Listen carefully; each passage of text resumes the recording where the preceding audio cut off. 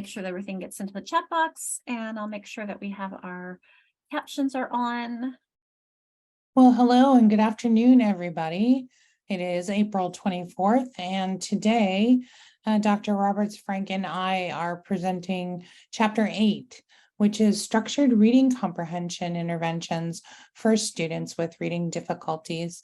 And one thing that both Alicia and I were struck by when we were reading this chapter was like, hey, didn't we go over some of this already?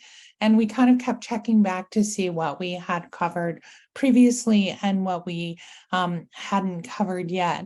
And so I think we both, and Alicia, correct me if you don't agree, I think we both saw this chapter as kind of an integrated piece, which kind of looks at the sequence and the what to do around comprehension before, during, and after reading, and kind of look at it that way. So there's some ideas and some concepts that may have come up before, but really this is about reading comprehension and kind of the integration of those and what it looks like when you're doing a passage with students.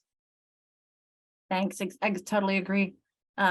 I will go ahead. We can take turns on some of these. Sure. I'll add on about our land acknowledgement. I do have a tribal nations map that I'll add into the chat box for you. And we are recognizing that our region is on the land that has been forcibly removed from the Nisqually, Cowlitz, Puget Sound Salish, Quinault, Shoalwater, Chehalis, and Squaxin Island people. I was the brave one to take that on. You are. Good pronunciation. We invite you to put into your own recognition if you'd like. And we do also recognize that the land acknowledgement is but a first step. It does not stand in for honest and authentic relationships, but I feel like it does get things moving. Okay, and another statement that we'd like to make is that we acknowledge the pain and trauma from over 400 years of racism in the United States. And I think, the other isms belong in there as well. We stand with our communities of color, especially those who identify as and or are categorized as African American. We also acknowledge all kinds of intersectionality, and in particular, the intersectionality of those who identify both as people of color and as people with disabilities. So we commit to centering our work to dismantle systemic racism and disrupt ableist structures. And we both attended a really good presentation this morning about that really laid out some specific actions that we can take to be involved in that work. Thanks, Jenny. As you have been coming in, I noticed, thank you, that Bethany already has Wava. I think I saw Dell has Sunnyside. And hello, Dawn, welcome. And I know I saw Amanda from Rochester. So if you don't mind changing your name so that it is your name, comma, your district, that's helpful for us so that we talk to each other. We have some context of where what you're joining us from. The video on is a request, hence the little asterisk, that we understand that if you have background things going on or if you have connectivity issues that you need to leave your video off. But it is helpful during breakout room discussions, or at least you make sure that you're connecting in. So that's just a request. It's always helpful for me. I'm glad that I have at least Jenny and Bethany. And if I click over, maybe I can see some, hello again, Dawn. But it's helpful to get the nonverbal feedback. And to know, do we need to go more quickly or more slowly, or do we need to take a discussion time and then shift things? So you can access that by getting to the participants, and that's where you'll go to your name. Next to it, you'll see rename as one of the options. The mute is for when you're not talking, but if there's not background noise, I don't mind having you stay unmuted, and it makes it more conversational. And then the reactions is where we find our raised hand option. So that's why I like to draw attention to it. And also the view options, you can put us at the top, you can put us at the side. You can grab the slide deck and move it over so you can see people better. There are options you can do with that. And that's also where you'll find annotations. You notice where it says right next to you viewing my screen. The annotation will pull up this toolbar and you can either write or stamp And this format changes the color of what you're writing with. So here's an opportunity if you'd like to engage on our teaching and learning beliefs. Jenny, would you like to talk and give people a moment? Yeah, and while I almost always choose courageous leadership requires a growth mindset, today I'm going to focus on building relationships impacting positive change. I have come to understand in a real deep way that that is the way that we need to do our work, by starting with relationships and ending with relationships, and the rest of it can come along. So that's the one that I want to highlight today. We also believe in quality teaching. We believe in a strong curriculum and things like the science of reading to help guide us in our actions. We really believe in professional development. That's kind of a given in our profession. But we also know that courageous leadership requires a growth mindset, and that is that we praise students for effort instead of achievement, and that we understand, acknowledge, and realize that we all change and grow and learn throughout our lifetimes, and not simply when we're in school. So, and that we need to foster that in ourselves and other people in order to make shifts in practice. So the final thing here, when given the opportunity, each and every student can learn, is another one of those tenets of education that we follow. And, I always think of it as the flip side of that. We used to have this word in the special ed department at Western when I worked there, and we would call ourselves relentless. And I love that phrase. I love that word, because the opposite of relentless is giving up. And that's not an option. So that's not fair to our kids. So all students can learn. Thank you. I put up my heart here next to curriculum. And even though I was thinking we need to have something about the systems that support all of us in the work, but I haven't yet figured out what that's going to look like. But I'm attending tomorrow 2 days from 95% group and their science of reading trainings that they'll be doing in Tacoma. And when I asked their academic officer, who I knew used to be with Zaner Bloser, and then she went to found the Reading League, and now she's with 95%. I asked her about the switch, and she said she just realized that teachers need not only the professional development and the learning, but they also need the tools, and the curriculum are those tools. And so I'm definitely exploring that aspect more, so put that in there as well. So thank you for your contributions. I saw Bethany put a heart on, and anybody else can put something into the chat box or contribute as well. Toward that end, I love, again, Jenny mentioned a training we went to earlier that talked about norms or agreements. I like the word agreements better.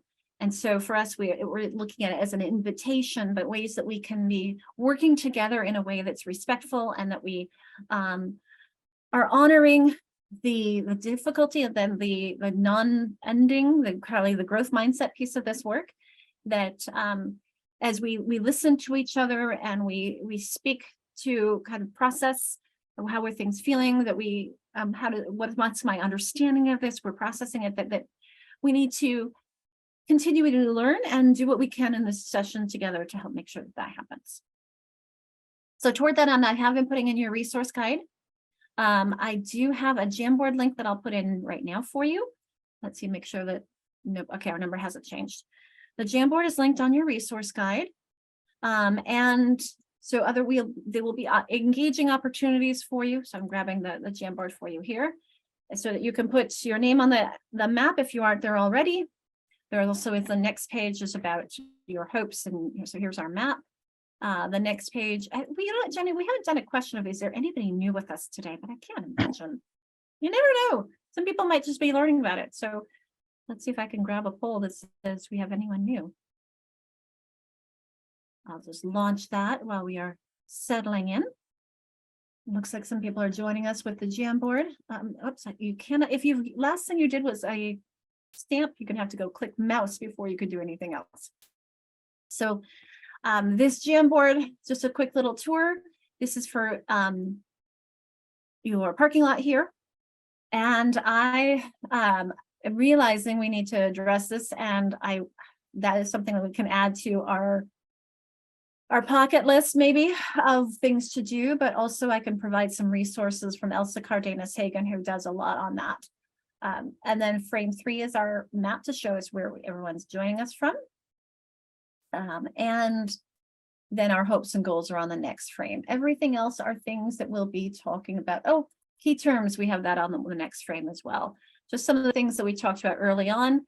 If you have any, if you weren't with us in the beginning and you want us to revisit any of these, please let us know and say something in the chat, or hold off. Oh, we do have somebody new. So thank you for letting us know. I'll go ahead and end that out. So we do have one person who's new, Jenny. Excellent. Welcome. Glad we're taking a little time then. It's been a while. It's been a month. So here's where we've been and where we are going. Jenny, do you want to take this one? I'll take the next one again. Sure. Yeah, like I said at the beginning today, we're discussing chapter 8, which is structured literacy interventions for reading in reading comprehension for students with reading difficulties. And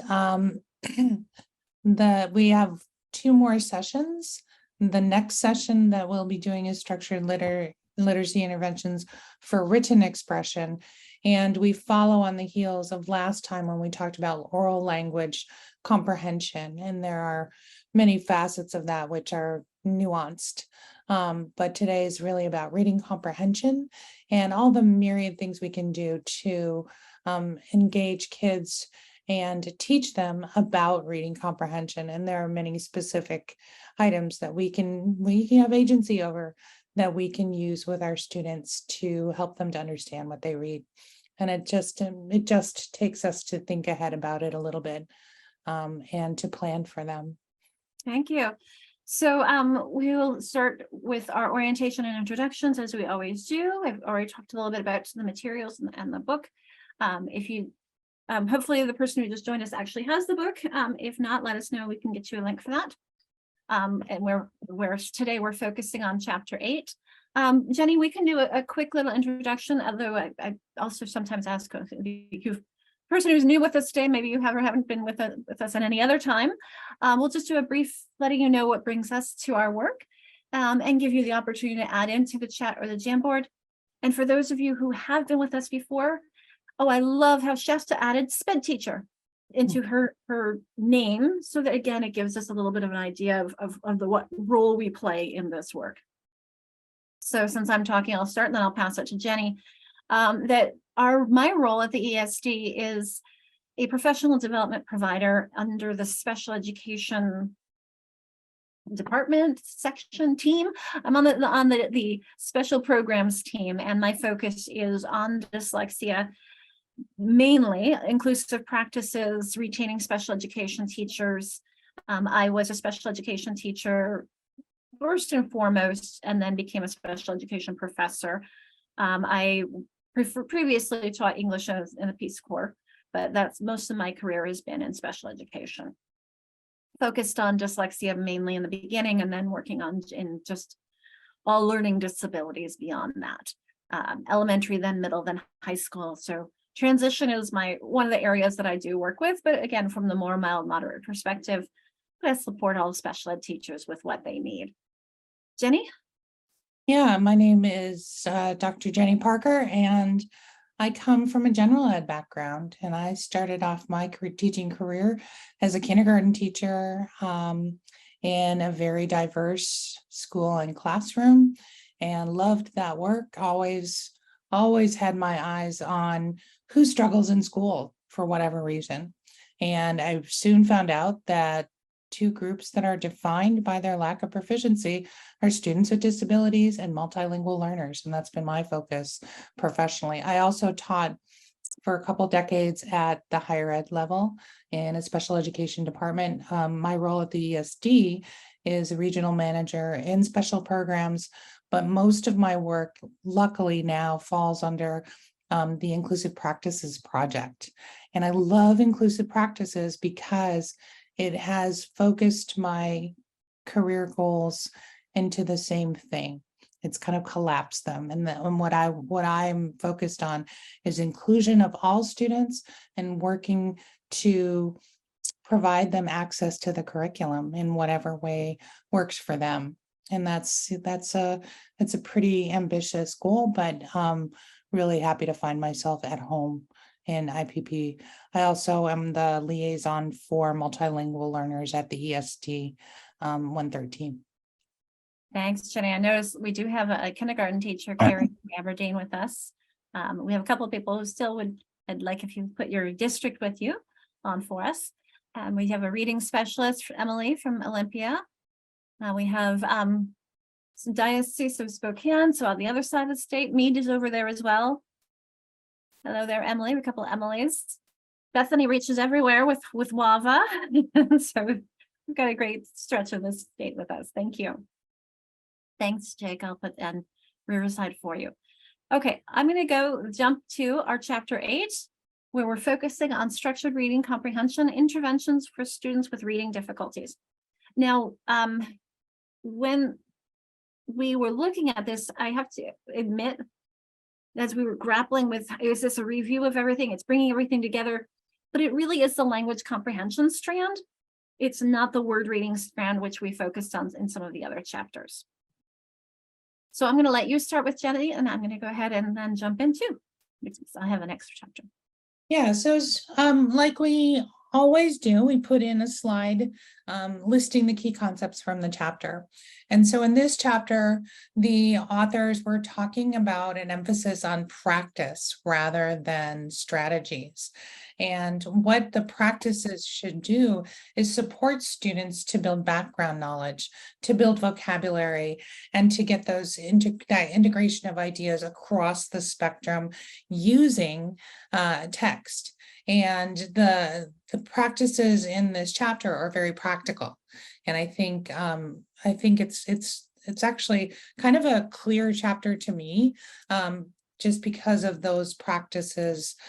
They need to support text processing, and they divided them up into groups that list things to do before reading, during reading, and after reading. So that's kind of an interesting take on it. It's not always the way that it's presented in literature and research, but I think it works well because it has you think through the process from beginning to end, and that's sound practice. Mm-hmm. One of the things before we start, as I just wanted to have this reminder for us of the simple view of reading and the reading rope that we talked about earlier on in the sessions. And just as I mentioned, that language comprehension strand is really what we're focusing here more with the assumption, okay, we've got the word reading down pat, or at least we're working on that as well as we're doing this. We're just addressing them in 2 different chapters or multiple chapters when we talk about spelling and phonological awareness and decoding and the fluency pieces. Now we're looking at the top strand, the language comprehension.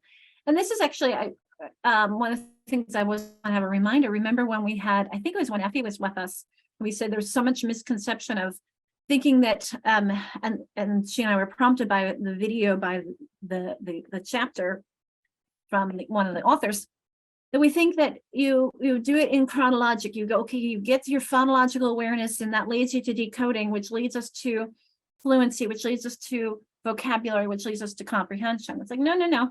We need to be working on vocabulary and comprehension all the time, as well as our word reading. These have to go in concert together.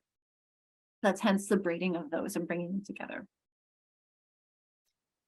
Feel free to jump in with thoughts and connections before we whenever we pause before we move on to the next slide.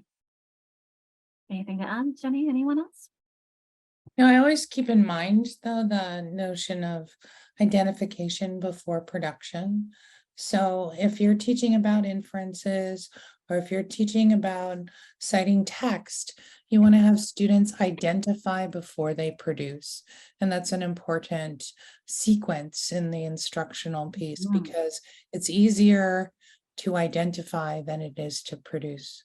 It makes me think about some of the things from last chapter when we were talking about, I always say teaching reading through writing. It was saying starting with teaching reading through speaking, that oral language development first. Okay, so from the chapter, we started with before reading practices. They listed out 2 explicitly. You want to talk about these, Jenny? And I do have Sure. some ABCs of background knowledge first. And Dell, I can see you getting out your book. I think this was page 164. Yeah, so in terms of Yeah, in terms of sound educational practice, we know that the teacher needs to do a little bit of preparation. The first idea on here is to summarize the unit's big idea. So what are the themes that you are looking at or for within your text? And the next piece is connecting what students already know to the new learning. And there are 2 strands of that.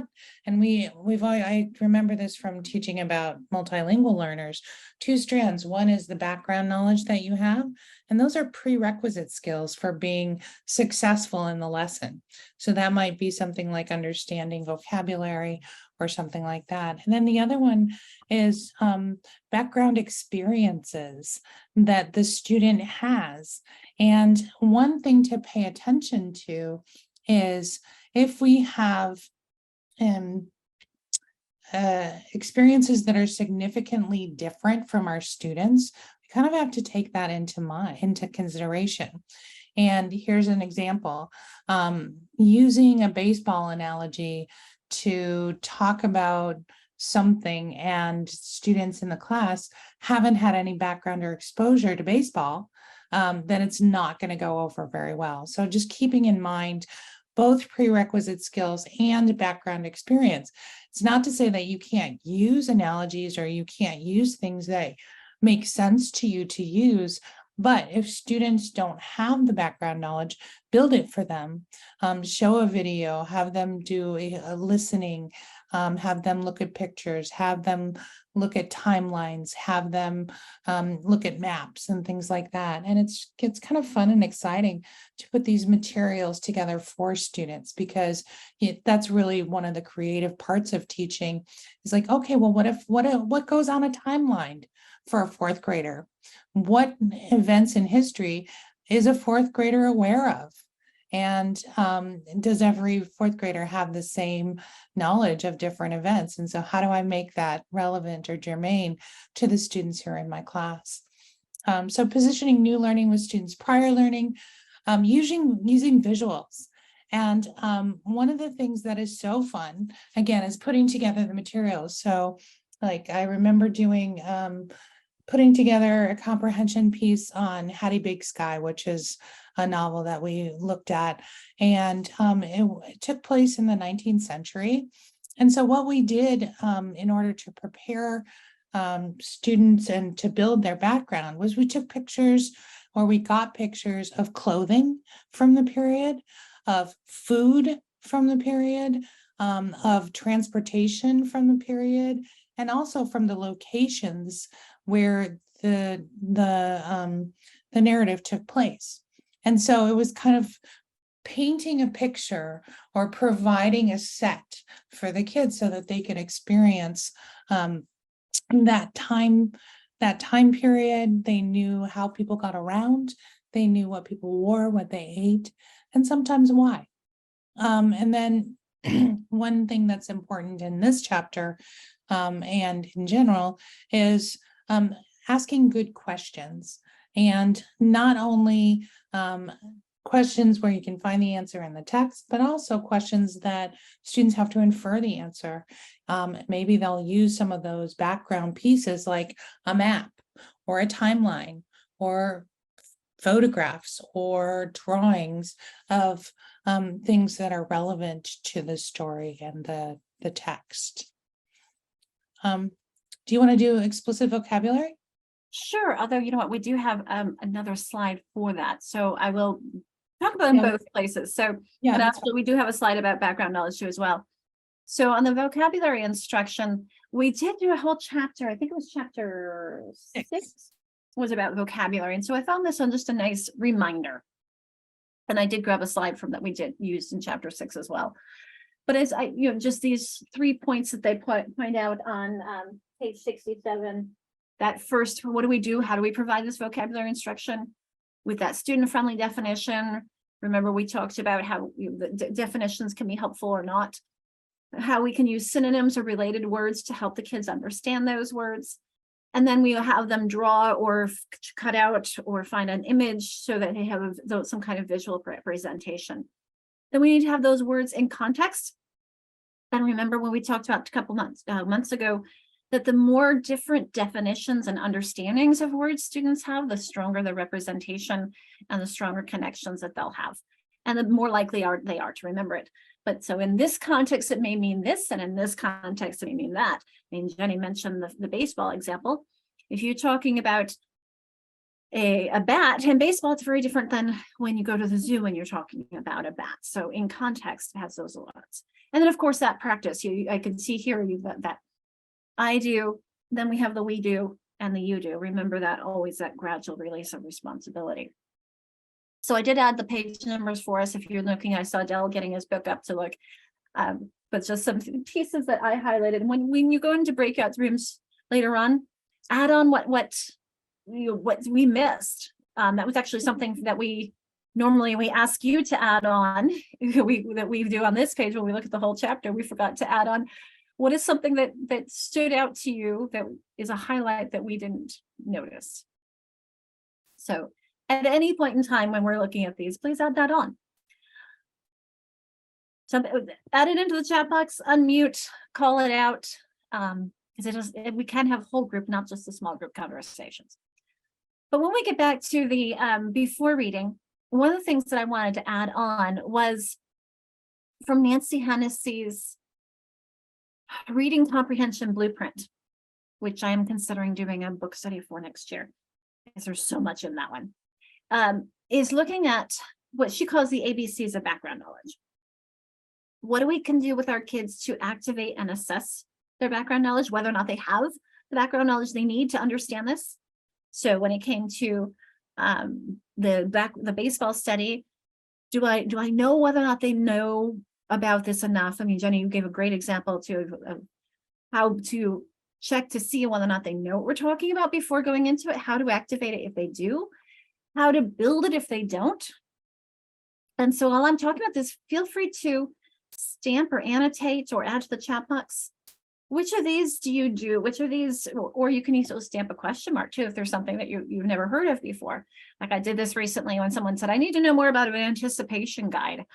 And so if this group knows all those, great. If there's question marks, you can use your little stamp feature and add on a question mark. Whoops, there's my question mark. You can add in your heart or your star or whatever stands out to you, or put it into the chat box. So how do we activate and assess background knowledge? How do we build background knowledge? And how do we connect that background knowledge to what they're currently learning? Because isn't that part of that learning process, is adding it to your previously known, so that you can make those connections and remember them. Yeah, I was thinking about application to other readings. And a couple months ago, I provided some questions that have to do with story grammar. And that would be a great way. And I remember I was telling you about the butcher paper where you lay out the story grammar, the same items for each story, and you break down narrative text in the same way. What is the plot? What is the setting? Who are the main characters? And how do you know? And how did the main character feel at the end? That kind of thing. So those are some things where you can really specifically link it in. And I think that's helpful in education for kids, especially if they lack background knowledge, is to activate that prior knowledge. Like, you've got a strategy, or the structure of this because we did it in here, and here. I see Emily's added in personal stories. I'll add those in here. I was highlighting what you were saying with the charts and webs and maps, and you're kind of keeping track of it. And I think of how many times we need a graphic organizer that could be under these as well. When we take charts, webs, maps, graphic organizers, something to help keep your understanding and making those connections, and especially the maps and the web webs. How do they relate to each other? Not just the link them, but tell me about that link. Yeah, and always reminder about teaching concepts. When you teach a concept, the structure is to define the concept, name it, define it, provide examples, and provide not examples. And Ooh. that helps people round out their understanding of a concept like democracy um, or family or furniture. Mm. And Carrie says, I use Google's image searches carefully. Yeah, I do too. It's really a rich resource. I'll add images to there as well then. Yeah. All right, we'll clear that off. And this is another one this is one, like I said, we saw a couple months ago when we were talking about vocabulary lesson, just another 6 steps. How do they, a recommendation, introduce it, study it, what does it look like, how does it formed, looking at the syllables, looking at the sounds. Let's define and explain it, making sure we understand in that context. Let's get the kids to say it. Remember when we watched Anita Archer and she said, I think the word that she used was impressed. So turn to your neighbor and you say, I was impressed when I went to my friend's house, I was impressed because. And so she's getting each kid to turn to their neighbor and say it. And she brought it so much. I see the smile, you all remembering Anita Archer and her wonderful energy, that those associations. So you might say, this is often associated with, or we say this and when we are in this kind of context with examples and non-examples. And then, of course, different word learning strategies to help us remember those, like the illustrations and the things that they would have in this book as well. Okay, so now let's begin before reading. Now we have during reading. Passing So back. the during reading practices that work. This is one of my favorite ones, and I'm very familiar with this activity, which is a main idea generation or getting the gist. And the reason that I'm familiar with it is because I did a lot of teaching around PALS, and PALS is peer assisted learning strategies. And if you're familiar at all with PALS, they do a gist activity, and that is the paragraph shrinking. So in PALS, they say, name the who or the what. That's just like the first question here. Tell the most important thing about the who or what. And then say the main idea. And in PALS, it's in 10 words or fewer. So in this one, getting the gist, combining answers 1 and 2 in a complete sentence. So that's basically the same thing. And just a reminder here that in the Guilford Press, who published this book, they put out a few graphic organizers for the whole book, and 2 of them are about chapter 8. So we've linked them into the practice activities, but one of them is a getting the gist graphic organizer. So it just walks you through and has places for students to write all the different pieces of getting the gist. And, one of the big Common Core standards is around identifying themes of writing. So that's good to keep in mind. So that's a pretty exciting one. And then the other one that they recommend during reading is question writing. So students read independently. They pause after reading and they write a question. They record their question and the answer in a log, citing evidence that supports the answer. And then we have another Common Core standard, which is citing evidence from the text. So those 2 pieces are recommended during the reading process. So toward the question, first off, I did bring up the graphic organizers that you mentioned. I'll show those. So I have to bring up and reshare. There's the button. So it looks like this, and you'll see form 4.1 is from chapter 4, chapter 4, chapter 4. And it's 6 chapter through 8. 4, chapter 6, here we go, is chapter 8. So here's the getting the gist log, and just those prompts that Jenny was just talking about, who or the what about that who or what, and then your gist statement. And then we have this question log that they include for us as well, question, answer, and I love that, text, evidence. And then we have another page of those. I also want to remind you of, I think I put it into this month's, but last month when we talked about, no, it wasn't last month.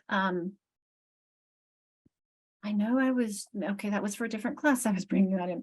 But when we did fat and thin questions, didn't we? At some point? I think so. At It might some, have been a few months ago. no, it was the thin and fat questions. Well, I will grab it because I think that's another one we're talking about kinds of questions. That's another really nice resource because I like it how it has different kinds of questions for both narrative and expository texts. I thought I had put it in here, but I must have put it someplace for a different class. So I will go grab it while Jenny is going to talk about the figurative language. So I'll put that here. Ah, yeah. So idioms, similes, and metaphor. This is fun. So idioms are some of my favorite pieces. Idioms are pieces of language that if you translated them directly wouldn't make any sense. And so the English language is full of idioms. Raining cats and dogs is a big one. So if you tried to say, are there really cats and dogs raining out of the sky? No. But it means that it's raining really hard.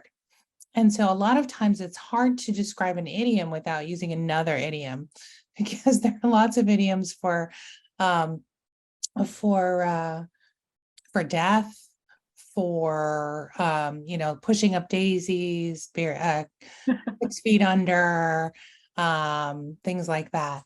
And I think did I put it in the slide about the books, in the slideshow about the books? Did you see that one? I think I have it. You mean I have the raining cats and dogs, but I don't think I have one. No, it's the parts and more parts. Oh, okay. Here Yes, we you go. do have it next. Yes. Yeah. So this is a set of books by Ted Arnold, and they're all body idioms. And so it's stuff like it cost an arm and a leg. He doesn't have a leg to stand on. He doesn't have a leg. She sang her heart out. So let's think of some body idioms. Put some body idioms into the chat. Let's see what you all come up with. I have a whole book of About eyes on the teacher. And things like that we don't even think about, eyes on me. You're right. Don't actually put your eyes on me. We are so used to figurative language. Oh, I love it, Heather. Butterflies in your stomach, foot in your mouth. Oh, I know. There's so many body part ones. What about elbow? You put in some elbow grease. I have a frog in my throat. She has her head in the clouds. I love that. He's feeling a little hoarse. That doesn't mean like an actual horse. But that's a kind of a weird one though, isn't it? Because it is HOARSE, right? Right, not HORSE, but it sounds like it. It sounds like it. Mm-hmm. And if you're an English language learner, you're probably going to hear the horse neighing in your mind before you go to having a scratchy voice. Or wondering about the frog in your throat or the butterflies in your stomach or Yeah. Oh, I love that. I'm all ears. Try to think of there are so many.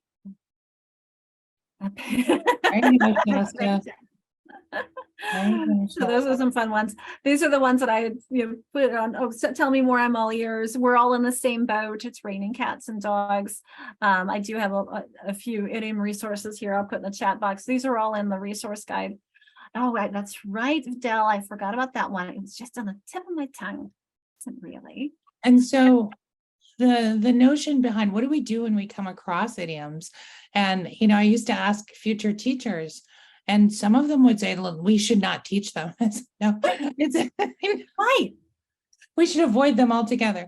Well, there's such a huge part of our language that it would be very difficult to avoid them altogether. It would also prevent people from understanding what people are talking about if you never approached an idiom.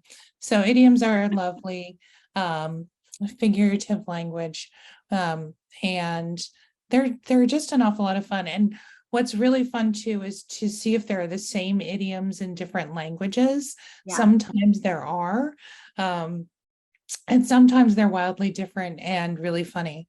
So it's a good idea to at least mention them in passing, but teach idiomatic language, have Well, students do idiom dictionaries or whatever. yeah. Go ahead. I was just thinking when you said that in other languages, that when I was in Morocco, if it was raining and sunny out, they would say, c'est le mariage de loup, which means a wolf's wedding. I Wolf's have wedding. no idea. Yeah, and all the ones that I can remember at the moment, I cannot repeat on Zoom as part of a professional presentation. So I'm gonna leave it at that. But one thing I really like the highlight that this is the during, we don't have it here, but in this, but it's a during piece to talk about figurative language. And so I think that that's correct. This is in the moment. I mean, yes, I did have an SLP come into my classroom and teach an idiom of the week, and have stories and have a little picture like what you see here. And we'd have give visuals and conversations. But this is so crucial in the moment, because as you're reading, these things come up. We don't always preview what we're going to be teaching with our kids. We will preview for the vocabulary, but we don't always think about those idioms because they're so much a part of our language. So it just doesn't dawn on us until our kids are like, wait, what? What do you mean she's got a bee in her bonnet?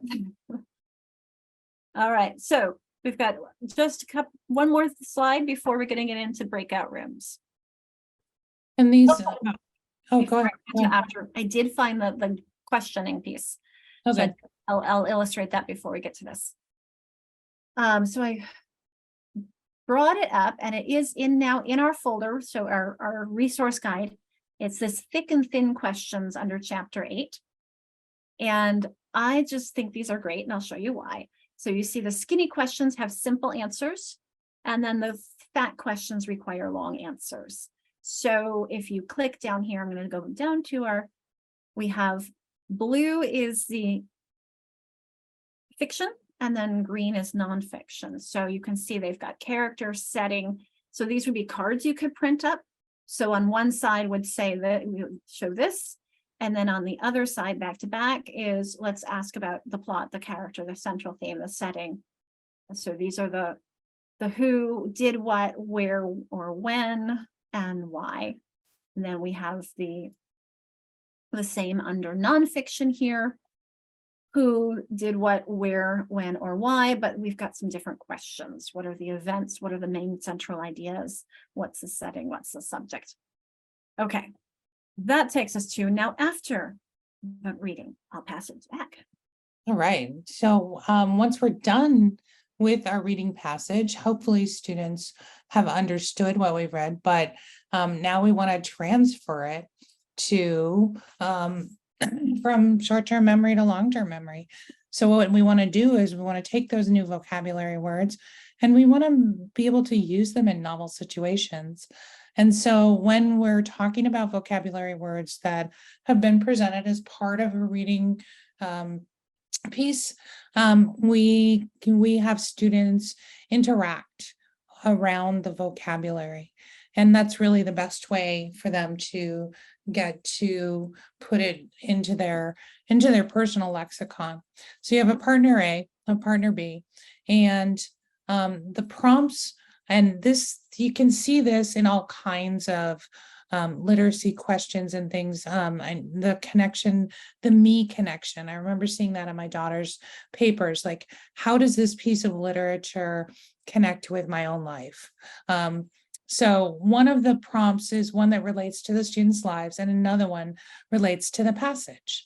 So for the word exploration, and you notice there was a Lewis and Clark example, and this will be in part of the practice that we do now. But for the word exploration, a teacher might ask, so do astronauts go on explorations? Where do they explore? And then provide immediate contingent feedback. And contingent feedback is depending on what the students say, if they make an incorrect answer, do astronauts go on explorations? Yes, they do. They go and see if they can find out new things about places. Where do they explore? They explore in space.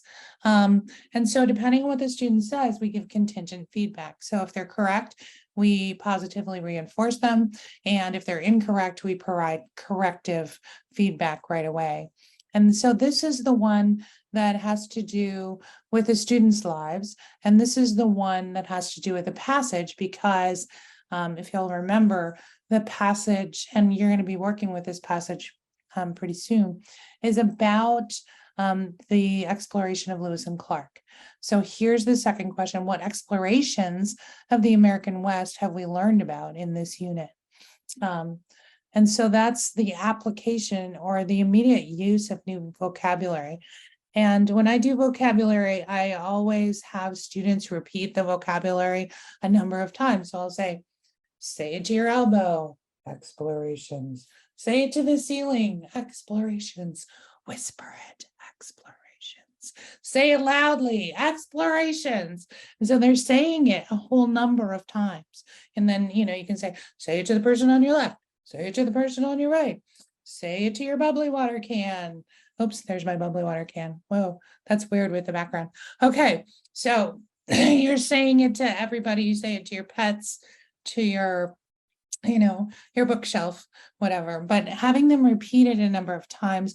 I heard once, and I can't remember where I heard this, that it takes about 25 repetitions of a new vocabulary word to get it into your personal lexicon. So that gets you well on the way to repeating it. And if you say it out loud and you hear your own voice saying it, I think it sticks a little bit better. So application of vocabulary is one of them. And the vocabulary that's on there, there's a lot of stuff on vocabulary, but for the after reading, it's on page 177. And then the other thing that they talk about in terms of after reading is summarization. And summarization, to me, is that same activity where you say in your own words what you've just read. And so passage level gist statements, see slide 21, we'll take care of that in a minute. And then one of the activities, the other activities besides saying, name the who or what, name the most important thing about the who or what, and say the main idea in 10 or fewer words. Another way to summarize is to have students write a paragraph that includes an introductory sentence, supporting details, and a concluding sentence that comes from the information in the passage. So that's great practice for them to write those paragraphs because they're going to be asked to do that on standardized tests. They're going to be asked to do that a number of times in their schooling careers and beyond. So after reading practices that work, one is application of vocabulary and another is summarization. Okay, so the slide 21, that was just the one we did when we were talking about getting the gist statement, that main idea. So I have made us breakout rooms to chat with each other about. There are about 3 people in each, although Dell's room looks like it's 4 because he's in with 2 different devices. It's okay, it happens to us all.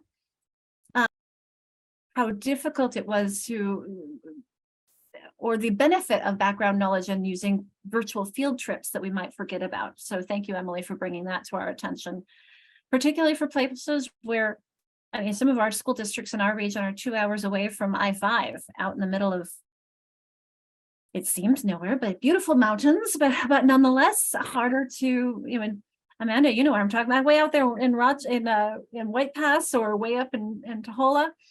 And their experiences in Taholah out in the ocean are going to be very different from the experience of those kids out on White Pass, out in the mountains, or the kids who grew up on farms or kids who grew up in cities. And so how do we help bridge those? Because if we're reading a book is set in one of those different places, it's hard for them to understand what it feels like. Shasta, would you like to share about your rooms since I see you're unmuted? I can. My group was mostly focusing on connectivity issues. A couple of different of us, but I do know that we had discussed summarizing quite a bit. And it seems like we both agreed that summarizing was really important. And we were talking about the different ways in which to do it, and hopefully get kids interested in it. Because I think one thing that we had run into was that we felt that at times it could be quite dull, or even discouraging for kids. So I know one thing that I was able to talk about was how to was usually an easier way for me to introduce kids to a main idea rather than an actual passage. Short list of steps and like, okay, well, what are all those steps talking about mostly? Especially in my self-contained room when I pair them with pictures, because then I can, you know, use that sort of help for like their oral language and just their comprehension in general, especially if they don't know the vocabulary for a lot of it. And with my 3rd and 5th graders, highlighting keywords and doing partner work. But I think just we talked about the different strategies to make summarizing actually engaging for our kids. And I understanding the why. I mean, somebody else has said these words. Why do I need to say it? How many of your kids push back and say, I don't understand the point of this? And I think that that's a key thing for us to think about is too, is always understanding the rationale behind what we do. And the whole point of summarizing is then I can explain it to somebody else. I know I've got it. It's like when you say, if I can write it, if I can say it or write it, you know you've got it. Yeah, I've been working on comprehension. I was starting to talk to my group about it with a group of 2nd graders. And we're just a small group of 2nd graders, and we're reading a Zoe and Sassafras book. Mhm. So it seems like at their level, you know, it's not complex. And I read most of it to them. But getting them to do retell activities, either I just get blank faces, like, well, what did she see? What did her mom do? Or if I have them draw it out, they just start drawing their own story. And I'm like, no, I try to explain, like, this is about comprehension. It's about showing that you understand what happened. And they're just like, why? I want to like draw my own story. And so they said to me, like, so we're drawing these comics, but all of our comics will look exactly the same. And I'm like, well, yeah. You could definitely see them being like, why are we doing this? You know what it makes me think though, as I hear you talking, is to make a parallel to people who make movies out of books. They have to really understand it in order to make a movie out of it. And yes, you're making a comment, but that's where you say yes and no. I mean, when people make a movie out of it, they don't put everything in. They can't. So maybe your interpretation and your spin on it, because of your background knowledge, may be different. You know, you may have a different person in mind, or maybe you're describing these people differently, or maybe your person looks different from my person, because, you know, that's when we think of illustrations. Well, sometimes my daughter, when she looks at illustrations, she's like, that is not what that person looks like. Yeah, because she's got an idea in her mind of what this person looks like from us reading. And so sometimes we love looking at the illustrations and saying, yeah, no, she's like, I would have done that more. You know, she's like right, a book we're reading right now, the kid is kind of see-through, he's camouflage. And she's like, but they show his hair color. I'm like, yeah, I know, that's sort of silly. We will be on the cover on the illustration. So it's like, what is your different interpretation, and how would you interpret this? That yes, the story is the same, but let's add your personal twist to that story of what it looks like in your head. Go ahead, Carrie. I love that idea of having them draw a comic of the story. I wonder if you could make the last frame or the last part of the story their own invention. So all their comics are the same up until, okay, what would happen if she did this instead? Or then they could have like that creative element, but you can still get the comprehension piece you wanted. Well, and that's one of the techniques that they use in to predict what happens after the story's over. That's another comprehension technique. It's like, what do you think is going to happen next? So that could be the thing that they draw, and those will all turn out differently. And I also wanted to put in a plug for game formats. In PALS, kids earn points for a good retell. And you also have, if you're doing 10 words or fewer, have the other student count those 10 words out. And it's really a lot of fun. And it's kind of like, yeah, good, but you used 11 words. Let's see if you can do it in 10. You know, it's sort of a challenge. Mm-hmm. I can appreciate that. How about another group? Something you talked about.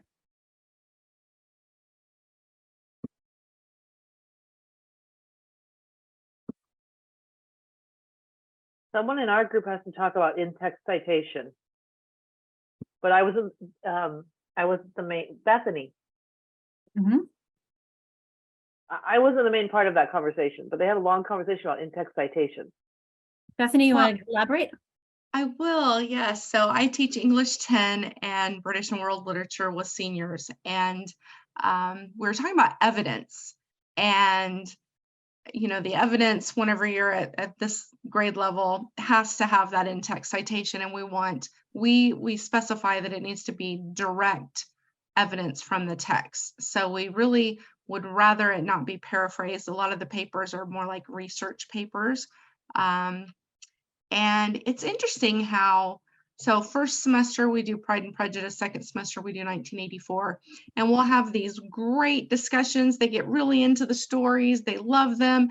Then we start talking about, you know, what specific evidence can you know, find to, if we're talking about theme, or if we're talking about, you know, Darcy and Elizabeth Bennet and how they, you know, their relationship evolves through the novel.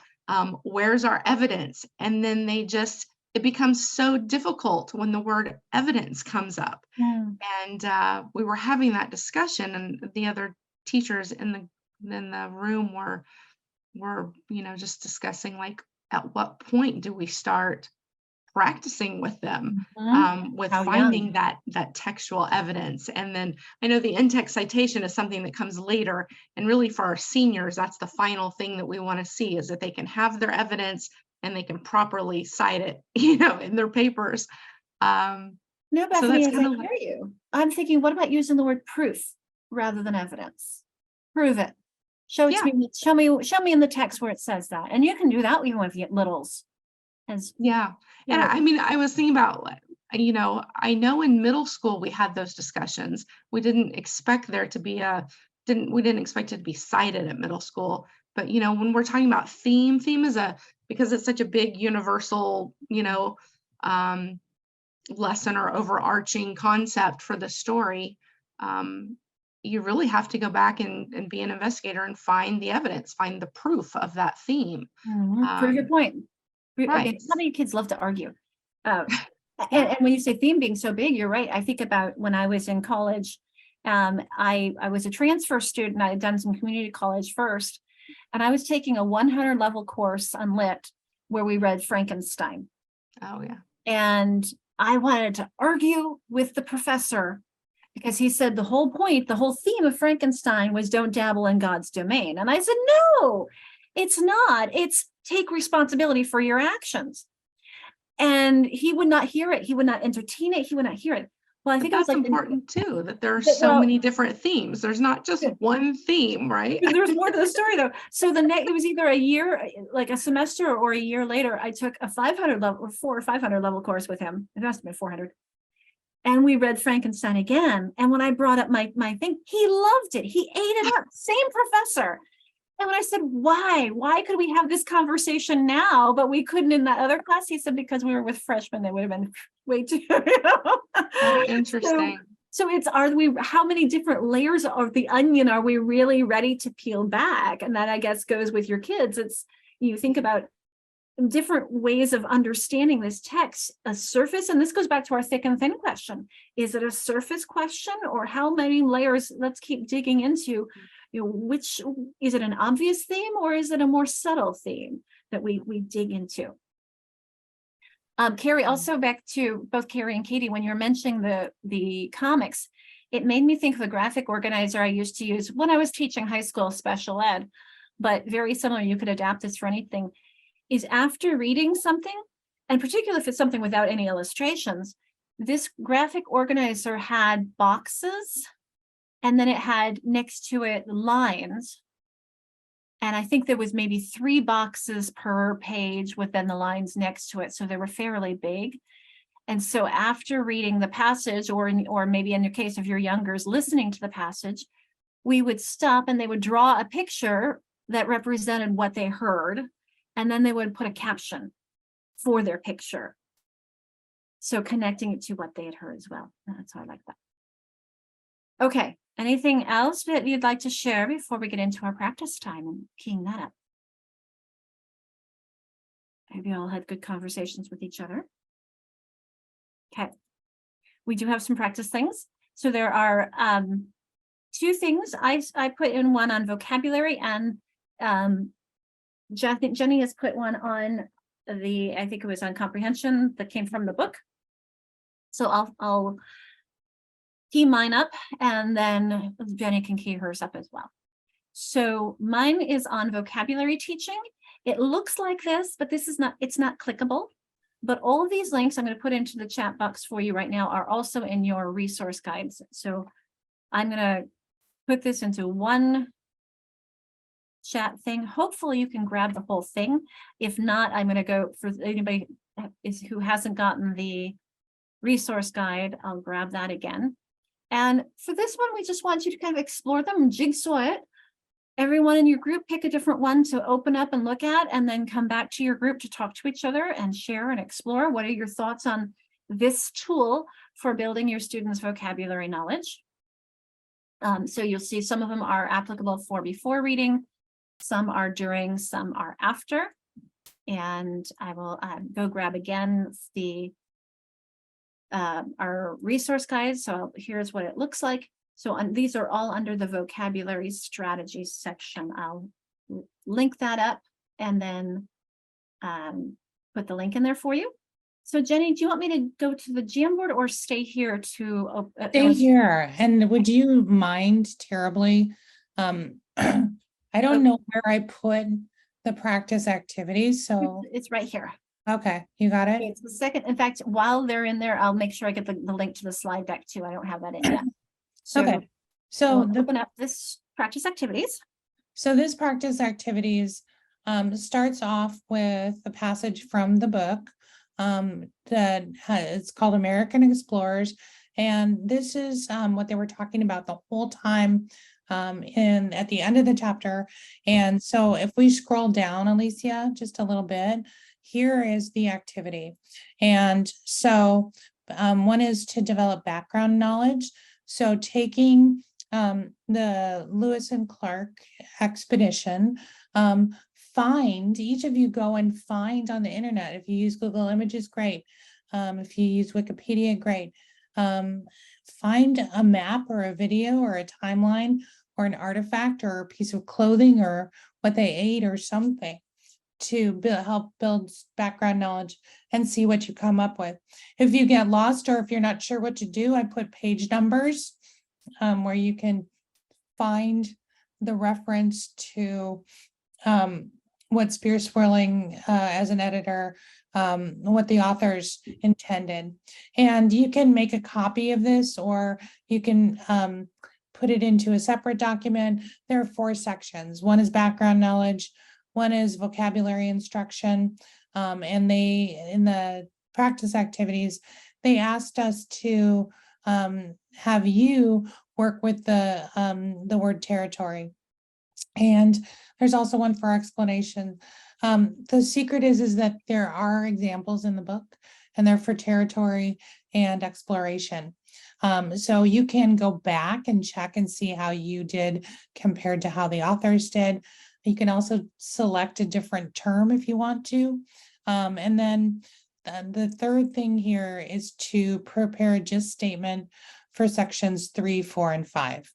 And it could be together or it could be separate. It's just to give you practice writing gists. And if that presents a problem, the pages in the book are 171 to 181. And then finally, questioning strategies to identify a specific question and a wide question for sections 7 and 8 of the American Explorers text. So just FYI, the text is referred to at the top of the page. These are the activities right here. And down here is another link to the Guilford Press graphic organizer for gist statements and for question writing. So that's one of the activities, and it's kind of fun because if you all go and try to do these activities and then come back and show each other what you came up with, I think that would be a really exciting way to participate in that, because you'll see what other people did and they'll see what you did. And if you're competitive in nature at all, this will be great for you. So just so she had mentioned that we can make a copy. So you see up here where under file, the third option is to make a copy. So you can make your own copy and draw on and change and make options for that. In the Jamboard, I did put, as I mentioned, the vocabulary teaching pieces. So also on frame 7 is the link to what you were just looking at from Jenny. So there's our chapter 8 practice activities. So I think in order to access, though, we have to go edit, and then you can grab the link. Okay. So then none, like I said, none of these are linkable, but they are all in the Google Doc that we have of our resources. And then there's also a place for you to just kind of have your own reflections and thoughts and things that you want to add in here as well. And we'll, of course, always check our parking lot. Yep, So two things to do. 2 things to do. So I'll go back to those directions for us. We have the vocabulary teaching. I jumped ahead, so here we go. Yeah. Seriously, where is it? Too many things. Pause. Oh, here we go. Practice and reflection. The vocabulary piece and the one from Jenny, that parallels the activity from the book. And to keep this question in mind as you're talking and doing, how do you see this knowledge and how do you see these practices and these skills informing your own teaching practice? So when we come back, we'll be talking about any questions or ahas, and that question then we'll come back to. Okay, I'll pause the recording and resume recording. And let's hear from either some groups or some individuals, if you all went and just did something different. Whether it be the vocabulary, the comprehension pieces, the activities. What were some of your questions or ahas that you came out with from your explorations and discussions? And how do you see this informing your teaching practices? So Emily, if you're I heard an okay, it sounds like you're willing, and you're also the one person unmuted at the moment. Would you like to share first? Well, I was looking at the Zainer Blaser webinar about the Big 5 science of reading. And one thing I landed on was the construction of a mental model for whatever the student is learning. Like for Lewis and Clark, it'd be interesting to have a annotated map to show their progress and trip back. In this mental model, they have a example of a plant growing and the parts of a plant. I love your annotated map idea, or even having them make one as they learn and add things to it. Yeah. Thanks, Emily. Thank you. How about someone else?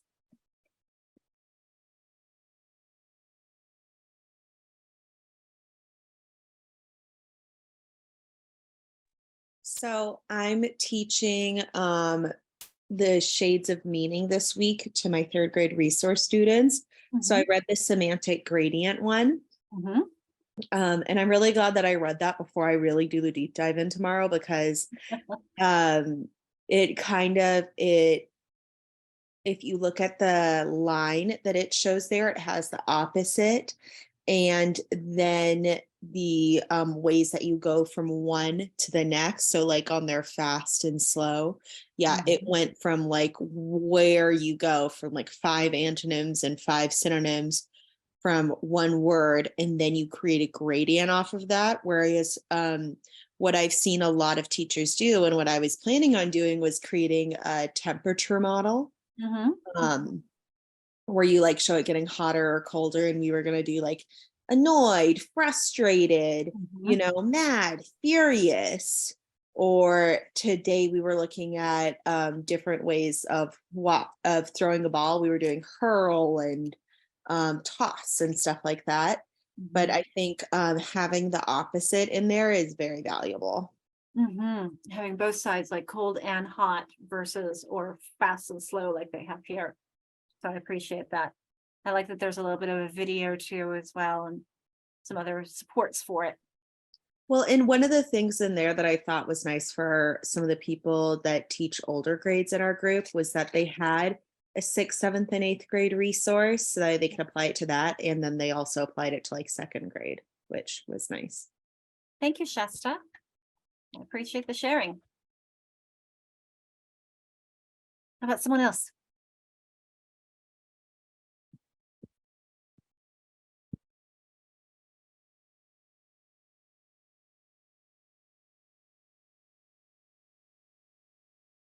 See how many groups we've heard from so far. Love Shasta put a red dot. I'm done. I've spoken. I think Sue must have changed or updated. I'm playing around with the reactions and they're doing new things. They've got to keep you on your toes. It's like we might have lost some of people. I bet you were counting on those other people from room 1 to do the speaking for you, weren't you, Julia and Katie? Let's see, we heard from room 2. Oh, I think Emily, you were in room 1, weren't you? Nope, you were in room 3. We've heard from rooms 2 and 4. So is there someone from either 3 or 1 who would like to share?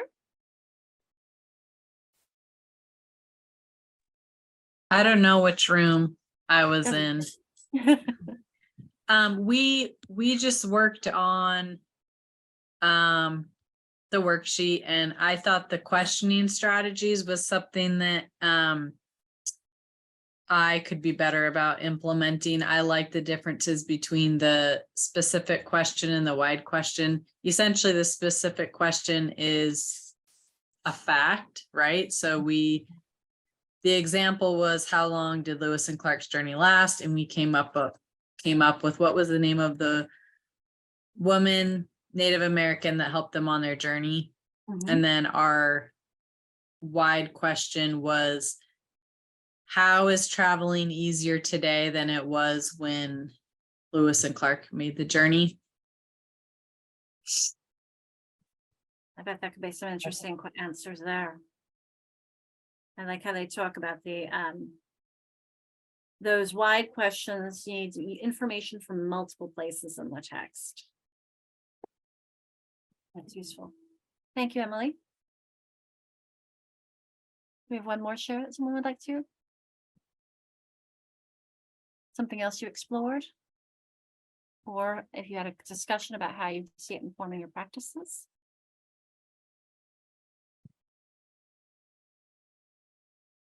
I know it's almost the end of the day on a Monday. It's past the end of your day. Everybody's like, don't ask any questions. It's like when I was in college, they made me sit on my hand. My friends made me sit on my hand so I wouldn't ask questions so we can get out. You were that girl, weren't you? Because I was too.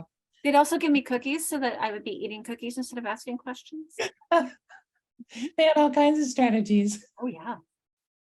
Well, while you're getting up the courage or thinking about what you'd like to say, I do want to add something that I was sharing with Jenny that I found, believe it or not, on Twitter.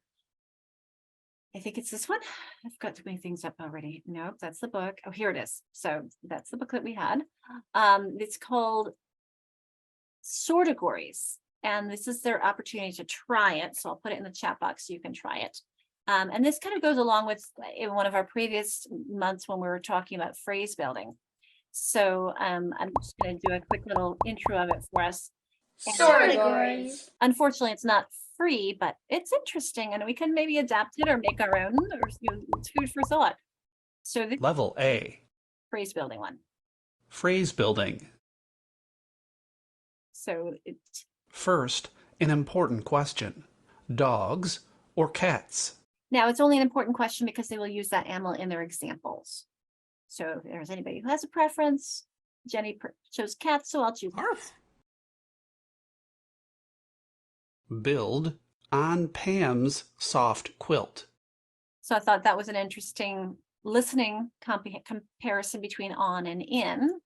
And then we've got to remember, so our auditory memory here and our phonological memory on Pam's soft quilt. So you can have a conversation about that, prepositional phrase that the quilt is soft, not Pam.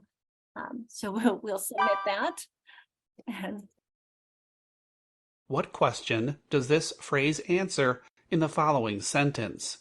The cat slept on Pam's soft quilt. so this is what I like, is that it's talking about the questions. So this one is going to tell us where, and then when they also have other ones where it says what did it. So this looks a lot like our GIST questions, doesn't it? Or our summaries, who or what did what and where. And so in this case, I'll just choose the where. We do have something, another response in the chat that came directly to me. I hope the author doesn't mind if I read it, because this was I won't say her name if she's not comfortable. This person loved the question and answer text evidence resource from the text. She plans to use it in class next week. She also looked at the Reading Rockets resources. Question: is there a benefit to having a word wall and a sound wall? Or is one better than the other if you only have space for one? So I will respond to that, and then I'm curious to hear, Jenny, yours, and anybody else if they want to chime in. So sound wall versus word wall. For me, it depends on where you are in your instruction, where your students are, and what their needs are. Because if we go back to the simple view of reading and our reading rope, your word wall would be more perhaps on the language comprehension side, but your sound wall supports your word recognition. And so if your students are still struggling with reading words like one and once, and you put them under O, you're going to have some confused kids who are still developing that O says aw, like an olive. Or if you put something with a TH on in your T category, because if they're still working on that T represents T. So I definitely support sound walls if your students need that support. Word walls if we're talking about vocabulary. So I think it depends.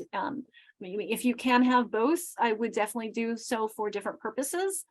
If I can only have one, it's going to depend on the age of my kids. My word recognition, until they get that solid, I would go via sounds. My language comprehension would be maybe with pictures. You can do a word wall with pictures instead of words for your language comprehension if they're not reading those words independently yet. Jenny, what are your thoughts on word wall versus sound wall? So I tend to look at it just a little bit differently. And I would put a word wall for probably heart words or sight words, and maybe a sound wall starting with most common sounds and building. But again, that goes to the reading level of students and meeting them where they are. What is going to do them the most good? Do they need to learn mildly or highly irregular words that they don't know? Or do they need to really gain consistency and automaticity with the sounds? And that's kind of how I would make my determination. They might need both. And so that would be a delineation that I would make for the group, whatever they needed. And I think about when you say the quote unquote sight words or heart words, or the words that may be trickier. And I think if, for example, once is a great example. Do you put it under O, or do you put it under the W because the O is making the W sound in one and once? Can't think of really any other examples in which it will. But it's been a shift in our pronunciation. It used to be own, like in loan. You got one, Shasta? I had a clarifying question there. So once, when I think of, no, wait, I'm sorry, I answered it for myself. I was going to argue with you for a second, but because I was thinking like when it's not preceded by something that I was about to say, and I was like, oh no, my mouth is in the W form. Okay, never mind. Well, and Shasta, my theory on it, I have yet to I've only gotten bits and pieces of information here, but so I've yet to have like empirical support for this, the proof or evidence, as somebody said earlier. I think that was Bethany. Is I have read somewhere that before the French invaded, or long ago, that one used to be pronounced on, like loan without the l. So instead of saying loan without l, you get own. And that then once would be once. So once upon a time was instead of once upon a time. And then the French invaded, and when they say OUI, they see something begins with an O, it becomes we. So perhaps that helped shift our pronunciation of one and once. It's a theory I have. I'm not sure. It's also easier to say one than own. Yeah. I mean, you say own, but it's something completely different. But that sounds similar to like, you think about how close Mexico is and you think once, Mhm. or, you know, words like that. So yeah. Okay. Mhm. That makes sense. Language shift and language change. Yeah. Okay, I think we've gotten everything, and I would let you out earlier, unless there's anybody who wants to anything else it's burning that you want to share. We'll just do the preview of where we're going next time. I'm really excited to I was going to say to see what the book says, or remind myself it's been a while since I have read the whole thing. It's just been a while, so this will be fun to get back and jump into written expression, supporting perhaps with the writing rope or the writing revolution or any other resources that we have to bring in and join in as we talk about written expression. And that will be in May. And then our last session together in June will be wrapping it up for structured literacy interventions for mixed reading difficulties. So thank you everyone for a fantastic group today. We look forward to seeing you all next time, and feel free to spread the word and bring more people. We'll continue having a large conversation. So have a great afternoon. Contact us whenever you need. I had a follow-up question about the sortagories that you were sharing with Uh-huh. us. When you click where, what happens to it now? Build the quick fox.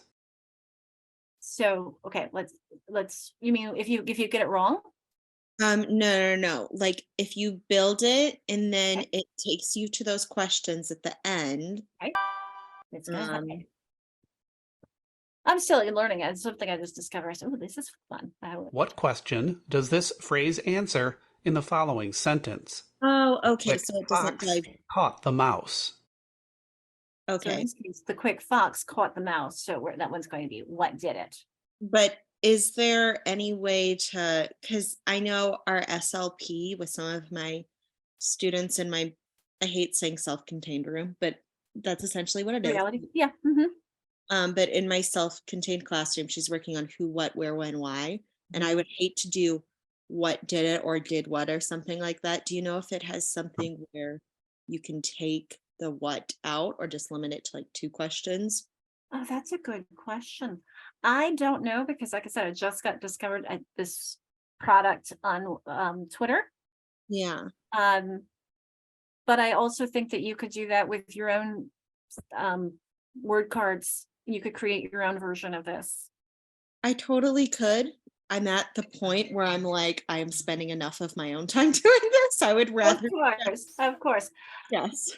No, I'll have to think about other options. I mean, this is what I just discovered, and I love that it talks about at least these 3. It's a place to start. I mean, it doesn't say when, or it doesn't say, some of the why or some of those other things. Yeah. Well, that's really cool. I also wanted to ask you, so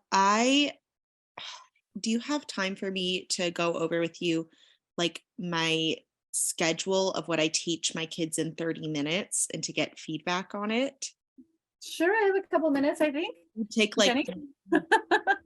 okay. So I have 3rd grade resource students. I have them for 30 minutes of writing, pull out instruction.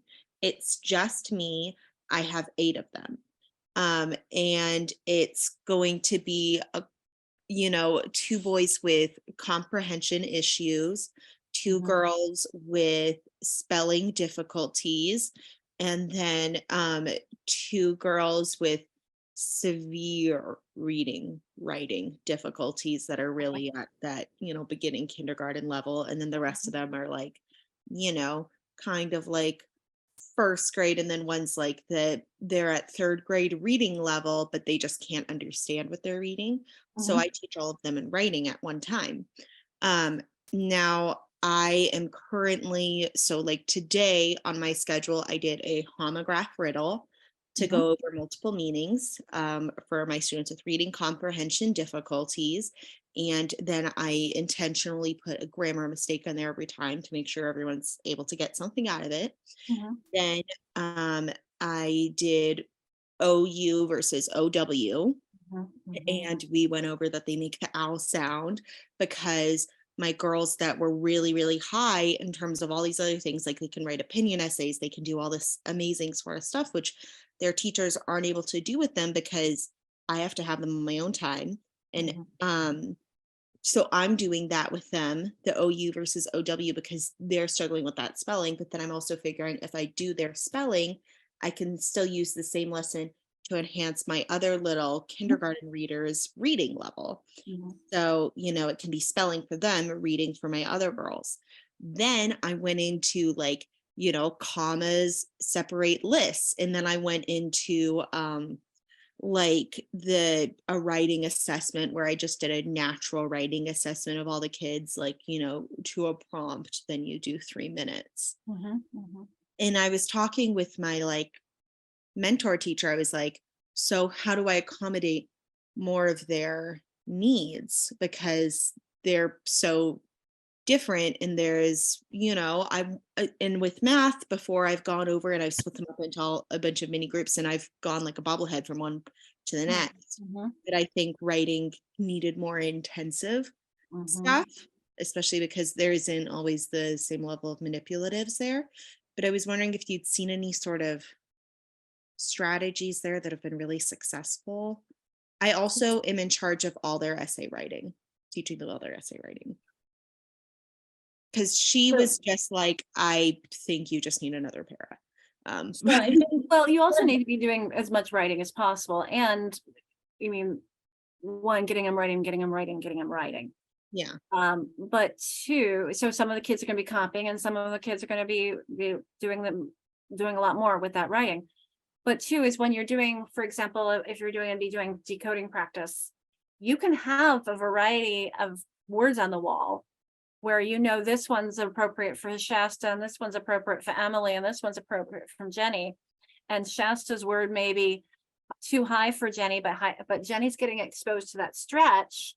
And Yeah. Emily's word is too low for you, but you're getting a review through that. So that they're getting that multiples exposures. Jenny, what were you going to add?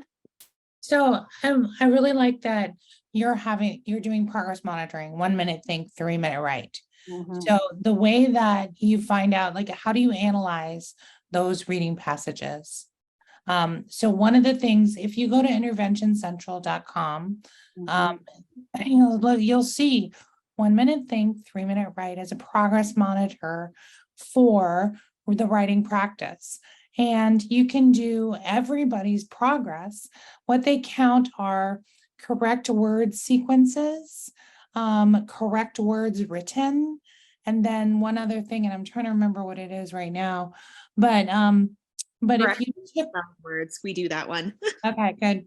So you can monitor their spelling, you can also monitor their writing fluency. And you can have them set their own goals for writing fluency. And the way that you would increase their writing fluency is through repeated writing process, right? That 1 minute thing, 3 minute, 3 minute write. And so keeping that data, it might show you different things for different people, but you can use it as a holistic guide to tell you where you're going. Like, you might be surprised that you have other people who have spelling issues, or you might be surprised that they're able to write a correct word sequence. And the way that you measure it, like with the carrots, you write down like whether there's a correct word before and after it. You're familiar with the process? So we don't do the correct word before and after. That's the one thing that you've said that I'm like, wait, what? Oh, you mean for the correct word sequences? Yes. No, I know what you're meaning. Yes. Yeah.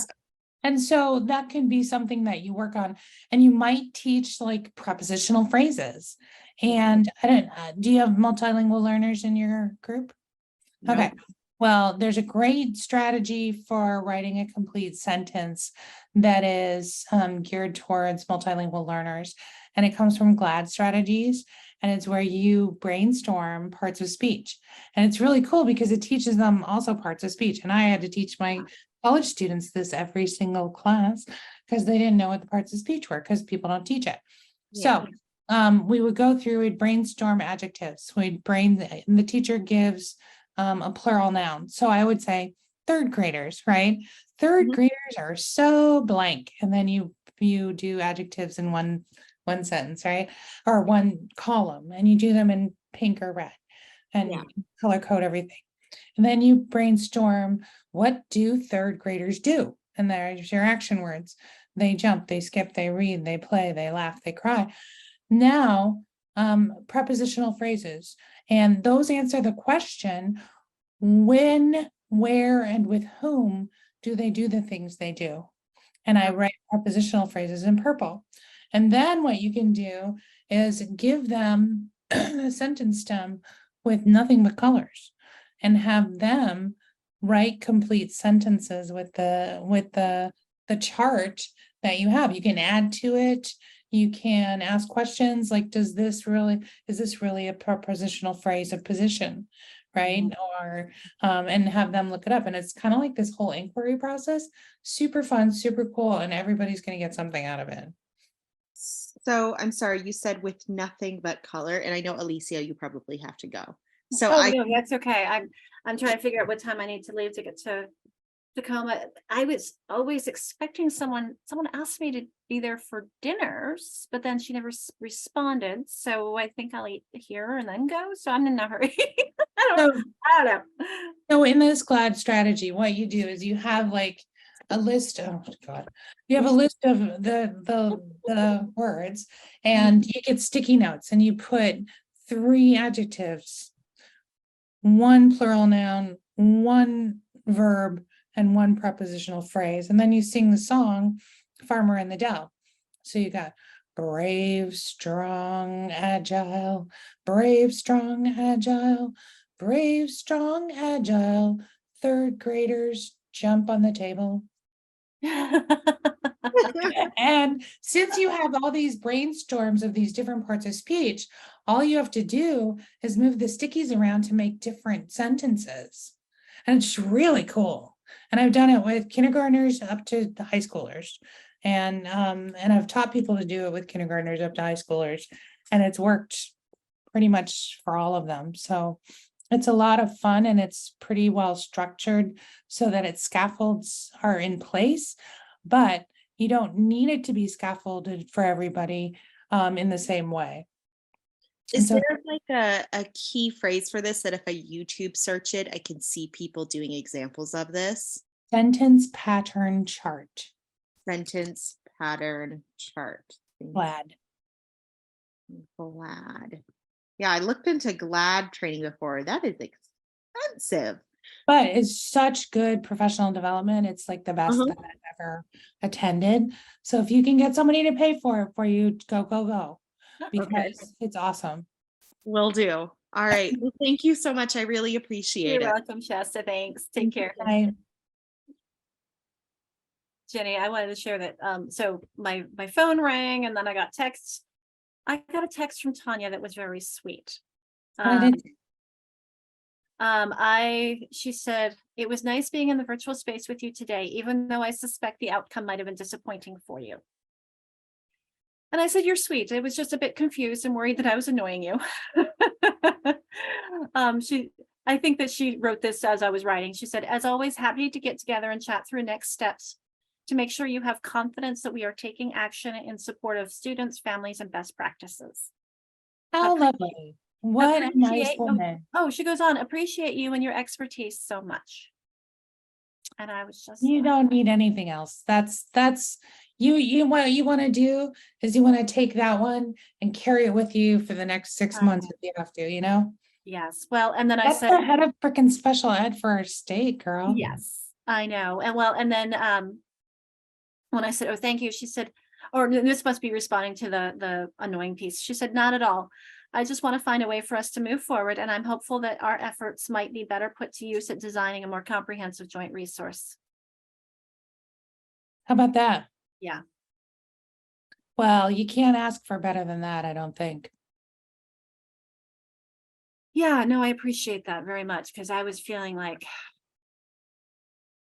you know, I was just kind of feeling like, does OSPI really care about, I mean, like, I was just thinking, are they really okay with just handing this over to West Aspen, not taking responsibility? So I think that she just has a lot on her plate. And so I think she's happy to let other people take this on, because we just have so little capacity. And she's also trying to caretake you, which is nice. Yes, You I know? appreciate that very much. Yeah. Especially Yeah. considering, I don't know if a friend of mine who works there has said that I think it's since Tanya's gone into her position and they brought Cassie into her position, they never see them. And they're feeling kind of leaderless. And like, I see okay, yeah, who. we're all doing our things, which is great, but we're who's the project manager of this stuff? Yeah. And that's Which Cassie? Cassie Martin, who used to be with Heritage Center, I think it was. She's got Cassie Martin. Oh, okay, I know who that is. All right, never mind. She used to be really big with the IPP, and now she's Tanya's second in command, her Yeah. executive director thing.